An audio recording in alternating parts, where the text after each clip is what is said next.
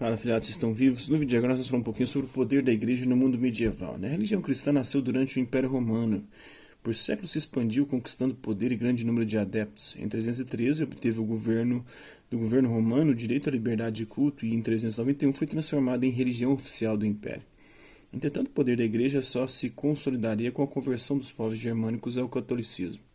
Com isso, a igreja sobreviveria à desagregação do Império Romano do Ocidente, ao mesmo tempo que se transformava na mais poderosa instituição de seu tempo. Em uma sociedade fragmentada, a Igreja Católica garantia não só a unidade religiosa, mas também a política e a cultural. Com o controle da fé, ela ditava a forma de nascer, de morrer, de festejar, de pensar, enfim, de todos os aspectos da vida dos seres humanos no mundo medieval. Tem um quadro de nome A Igreja e o Estado, pintado por André de Firenze, que serve como ilustração da organização política do mundo medieval. No cenário de fundo é uma igreja, ao centro os dois vigários de Cristo, o Papa e o Imperador. De um lado o cardeal, arcebispo, o padre, de outro o rei, o conde e o paladino.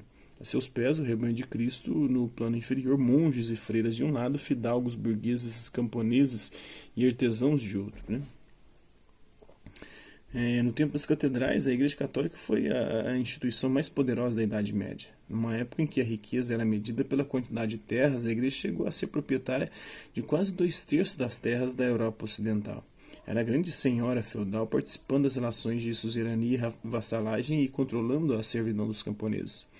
Até hoje, em diversas regiões da Europa, podemos testemunhar o poder da Igreja Católica no mundo medieval.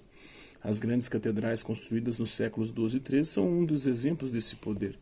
Tem uma imagem que é com a Catedral de Coutances, na França, construída em estilo gótico, que demorou 30 anos, de 1220 a 1250, para ficar pronta. Outro exemplo é a pequena vila de Conques, no sul da França, concentrada em torno de sua igreja. Essa vila evoca de maneira expressiva a Europa do século XII. Então, todos os bispos dominavam porções significativas de terras. Aliás, ser bispo podia significar o controle de muita riqueza. Tem um comentário de um bispo do século IX aqui, Para ordenar um padre, ele cobraria em ouro. Para ordenar naquela época, você tinha que comprar a ordenação, Para ordenar um diácono, cobrarei um monte de prata. Para chegar a bispo, paguei um bom ouro, Mas agora é de rechear a bolsa. Como? Então, tudo era o comércio ali, As coisas sagradas. Era a Igreja Católica nesse período é o que as igrejas evangélicas, protestantes e neopentecostais são hoje. Ao contrário da nobreza, que tinha seus bens repartidos por heranças, casamentos, lutas pela posse da terra, a igreja só acumulava riqueza, já que os bens não pertenciam aos religiosos, mas à própria instituição. Assim, usufruindo do poder que tinha sobre as consciências, a Igreja Católica pôde acumular grande riqueza material. À medida que essa riqueza crescia, o alto clero, constituído por aqueles que ocupavam cargos mais elevados na hierarquia interna da igreja, distanciava-se dos assuntos religiosos.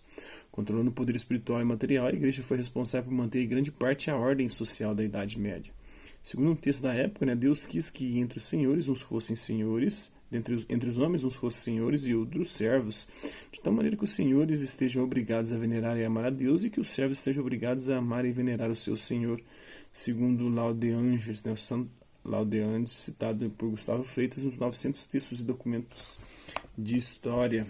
Então é isso aí, espero que vocês tenham gostado do vídeo. Quem curtiu, dá um like, quem não curtiu, dá um dislike. Hasta la vista, babies, até a próxima.